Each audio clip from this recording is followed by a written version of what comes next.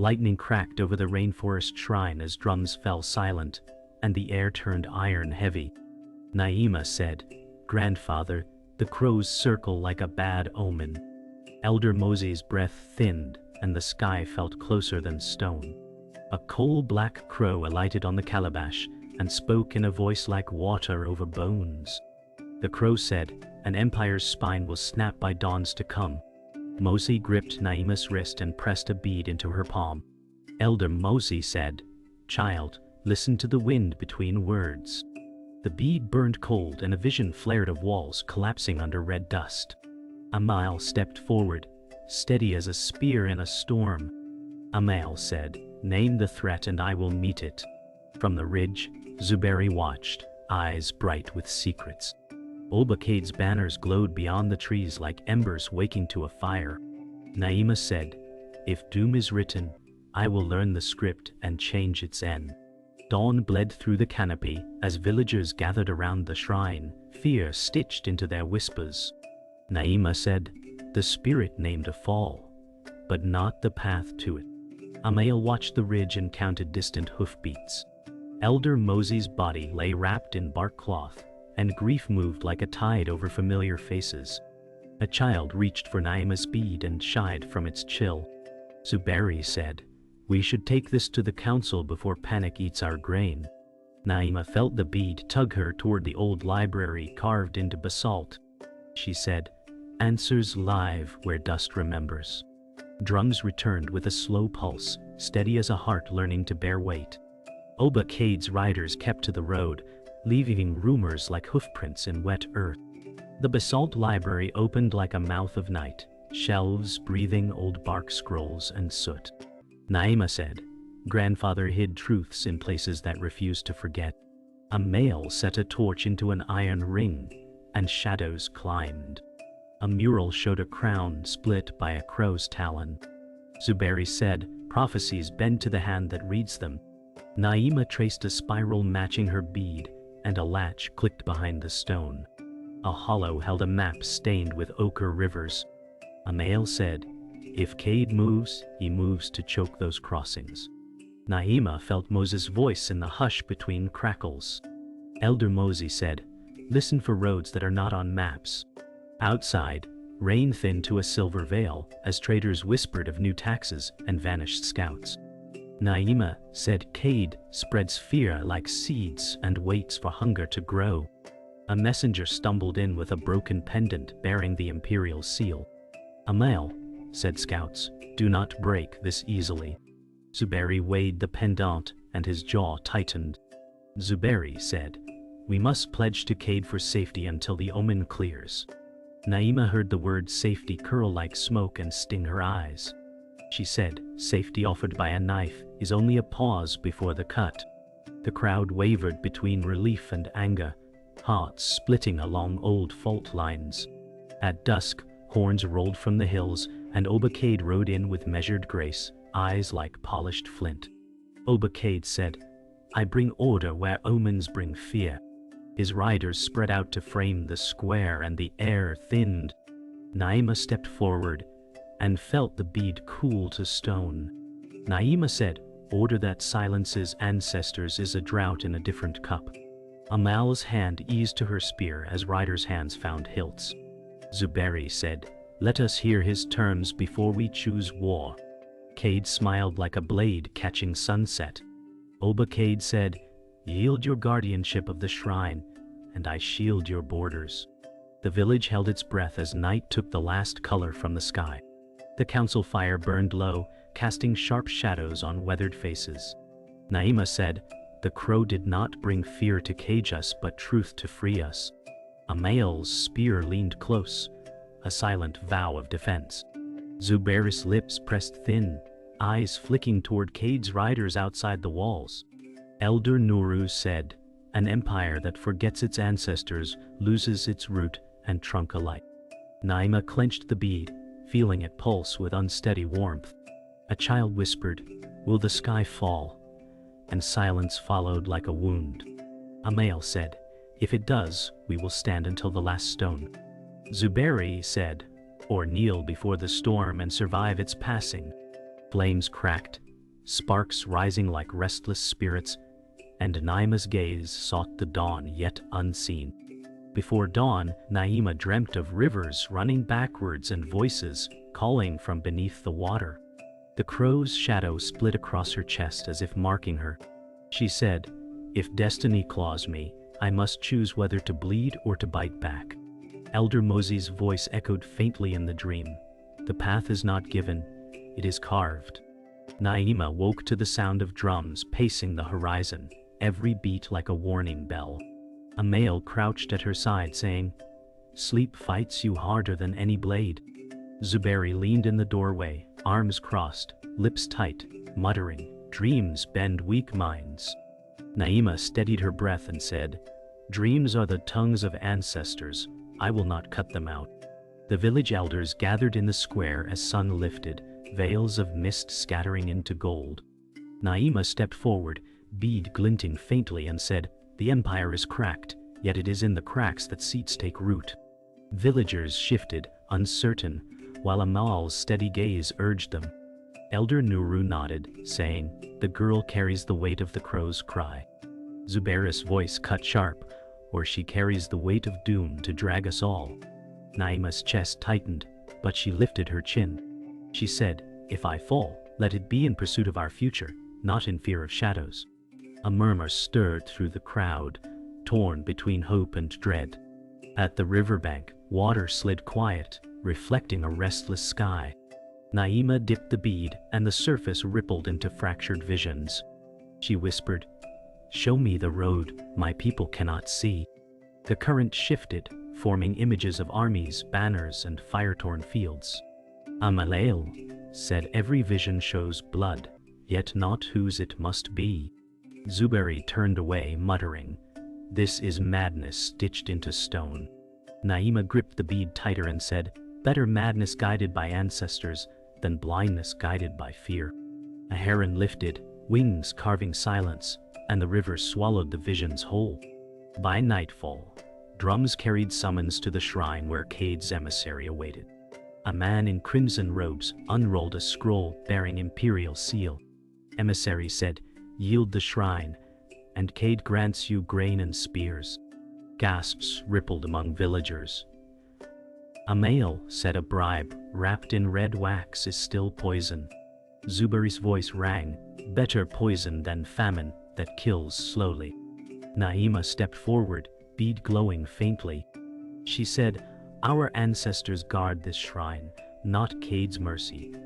I will not surrender roots for borrowed branches."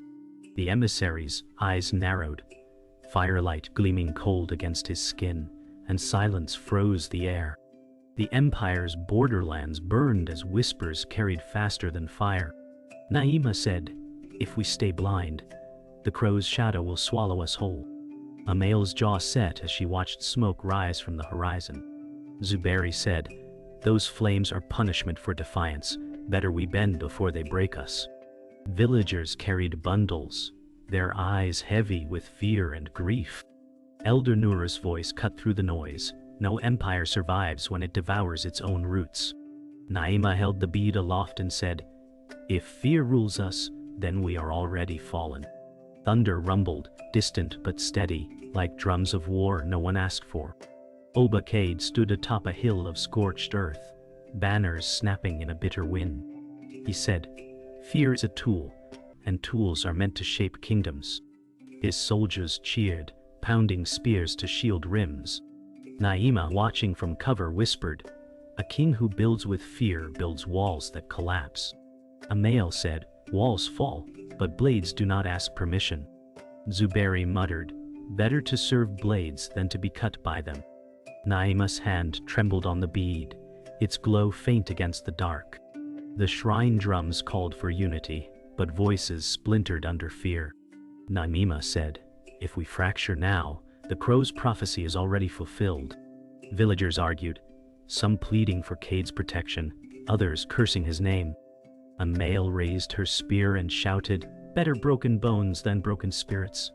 Zuberi stepped into the circle and said, "Sacrifice pride, not lives, surrender buys tomorrow." Naima's eyes met his, pained but steady, and she said, Surrender buys only chains that strangle tomorrow itself. Elder Nuru bowed his head as if the ancestors wept with the crowd. That night, visions haunted Naima asleep, rivers of blood twisting into the form of a crow. Elder Mosey's voice echoed, "The empire's fall is not written in stone, but in choice." Naima woke gasping, clutching the bead that burned cold as ice. Amahle leaned close, saying, "Even dreams bleed when the world sharpens its teeth." Zuberi sat apart, his eyes hard, saying, "Every vision drags us deeper into ruin." Naima whispered, "Then let ruin come if it births a dawn our children can stand under." Outside, the wind howled like mourning spirits. At dawn, the Empire's banners appeared at the horizon, a line of fire against the mist. Horns thundered as soldiers marched, their rhythm echoing doom.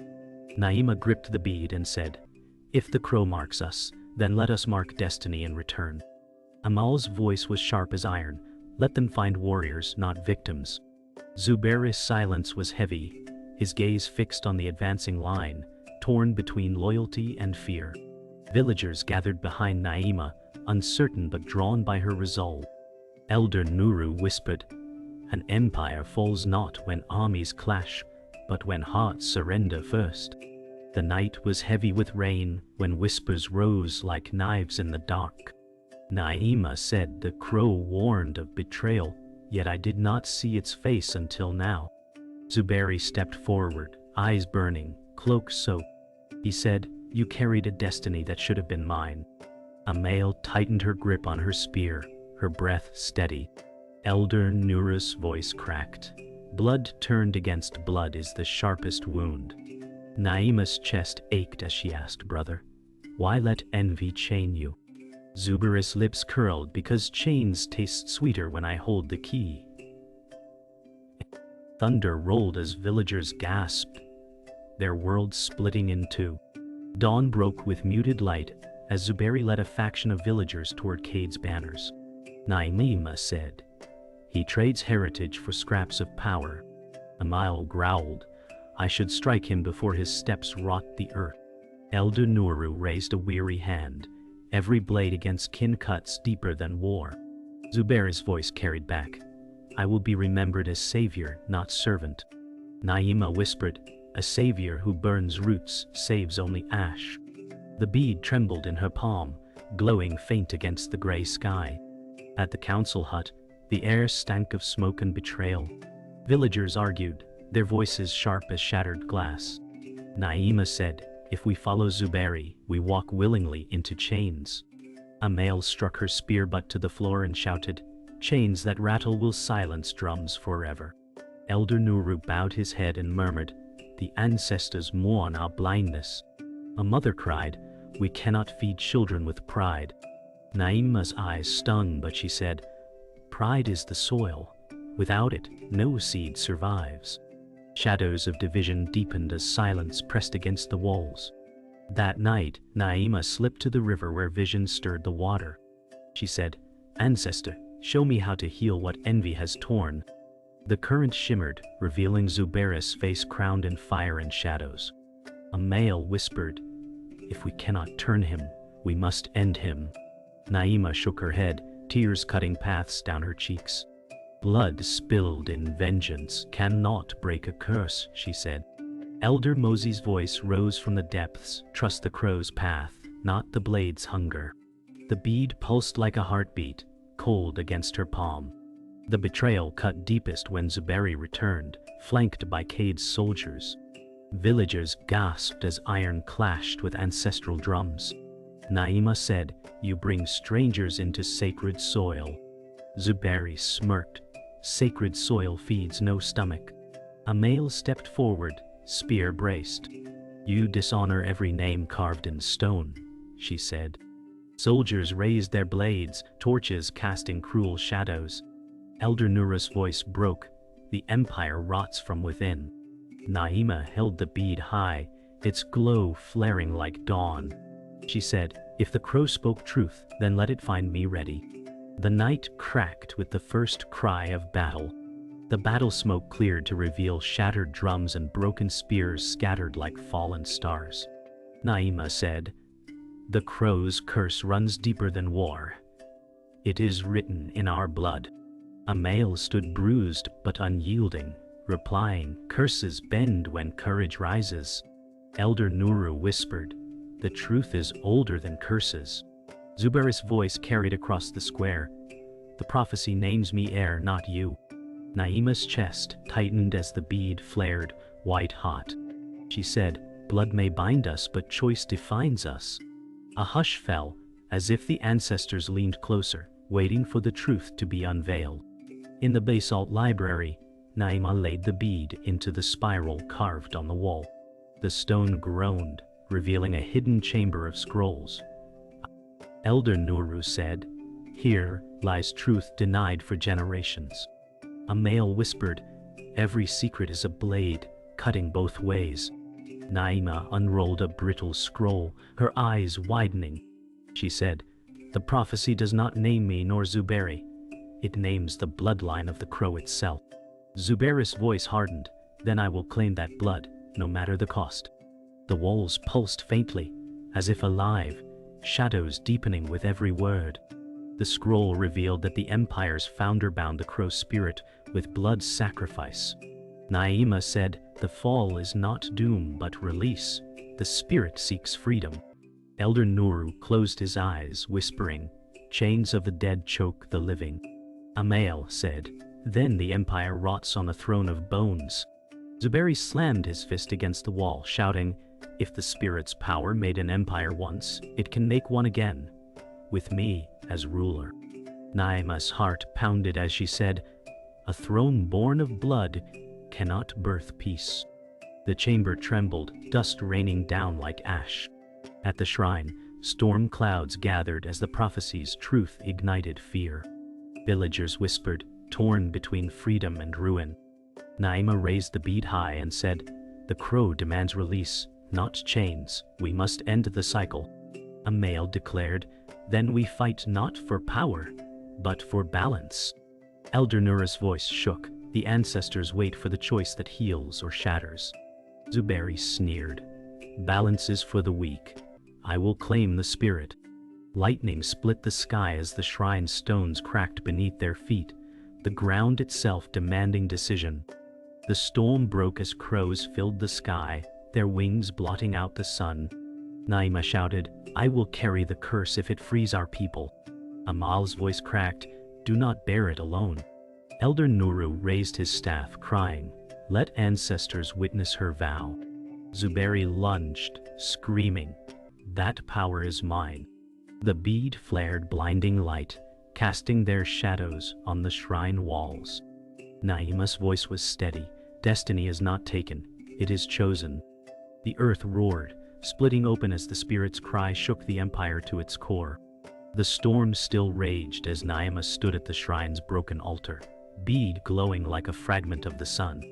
She said, "If the crow's spirit must be freed, I will be its vessel." Amahle shouted above the thunder, "You will not face this alone. I swore to guard you." Zubairi laughed bitterly, "Guard her all you like. Power does not share, it consumes." Elder Nuru lifted his staff and cried, "The ancestors demand truth, not greed." The crows spiraled faster, their wings beating like war drums. Naima pressed the bead to her chest and whispered, "Let destiny find me ready." The ground split open, fire spilling as the crow's spirit emerged, vast wings of shadow and flame. Naima gasped, "It is not curse but fury given shape." The spirit's voice shook the air, "I was bound by blood and will break all bonds." Amahle stepped forward, spear glowing faintly, and said, "If you break all bonds, you break us too." Zubairi raised his arms, shouting, "Take me, crow, I am heir to your fire." Elder Nuru groaned, "Greed will drown him before the spirit even touches." Naima lifted her face, saying, "If freedom must cost blood, let it be mine." The spirit swooped low, scattering torches, its shadow casting the village into night. Naima shouted, "I do not fear your wings." Her voice carried above the roar, the bead blazing stronger. Amahle struck the ground with her spear, creating sparks that answered the lightning. Zuberi lunged toward Naima, snarling, "If you will not surrender it, I will tear it from you." Elder Nuru cried, "Zuberi, you betray not her but yourself." Naima's eyes locked with Zuberi's, sorrow drowning her fear. She whispered, "You were my brother before envy devoured you." The spirit circled, waiting to claim its host. Naima fell to her knees as the spirit's power surged through her veins, visions flooding of the empire's rise and fall. She said, "So much blood has fed this soil." A male grabbed her shoulder, shouting, "Stay with us, Naima." Zuberi tried to rip the bead from her hands, but a burst of light threw him back. He screamed, "It was mine." Elder Nura's voice trembled. "Child, choose the path that heals, not repeats." Naima wept, whispering, "If healing costs me everything, I will pay it." The crow spirit roared, half fury, half freedom, shaking the ground like thunder. The climax erupted as Naima rose, bead burning like a second sun, the spirit shrieking in fury. She shouted, "I free you, crow, and end the chain of blood." The light expanded, engulfing the shrine, searing banners and breaking spears. A male shielded her face, crying, "Naima." Zuberi screamed as the power passed him, leaving only ashes of his ambition. Elder Nuru raised his staff, voice steady, "Let it be written that courage unbound us." Naima's body glowed, every breath carrying both agony and triumph. The spirit dissolved into sparks, scattering across the sky like stars reborn. The storm finally broke, leaving the air heavy and damp, as if the sky itself mourned. Naima stood among the shrine's ruins, her skin faintly glowing with the fire of the crow's spirit. She looked down at her hands, trembling, carrying scars carved not by her alone, but by every soul who had fallen before. Amahle's voice wavered, "You gave yourself to the storm, yet you stand unbroken." Elder Nuru leaned on his staff, tears hidden in his weathered eyes, whispering, "The ancestors knew you would bear what others could not." Naima lifted her face and said, "These scars belong to us all. I carry the weight of both ruin and hope." Villagers emerged slowly, awe and fear etched on their faces, whispering names of the fallen. Ashes of Zuberi drifted on the wind, a warning written in dust. Naima's eyes closed, letting grief and triumph settle like dawn breaking. At sunrise, the village gathered in the square where the drums beat again, slow but steady, carrying the rhythm of survival. Naima raised her voice, her chest heavy but her eyes steady, and said, "We lost brothers, sisters, and children, but their voices live in us now." A male stepped closer, hand resting firmly on her shoulder, saying, "Your courage lit the fire that none of us dared to touch." Elder Nura's staff struck the earth and he proclaimed, "Let this day be remembered, not for fear or chains, but for rising from ashes into breath anew."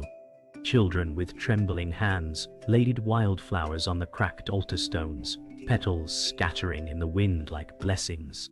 Villagers bowed, tears streaming, faces alight with a mix of grief and pride.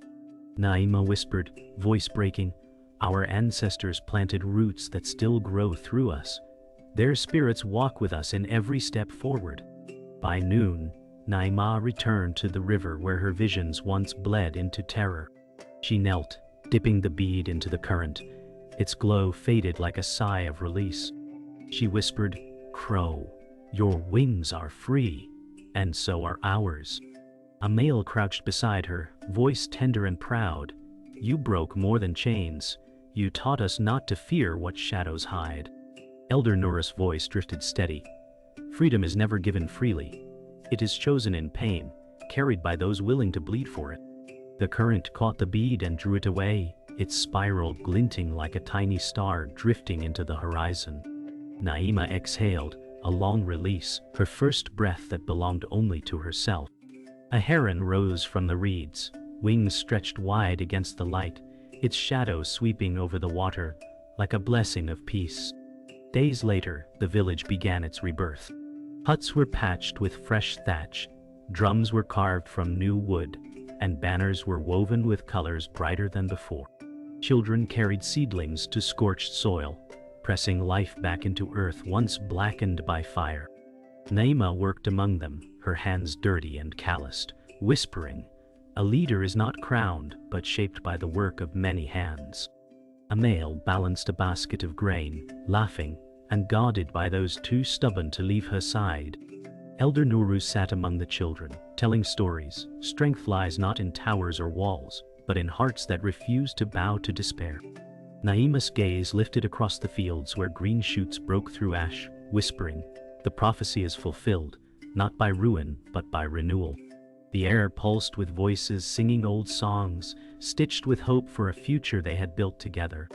At dusk, Naima climbed the ridge where sky and earth met. The horizon glowed in hues of fire and rose, crows flying overhead, not as omens but as guardians.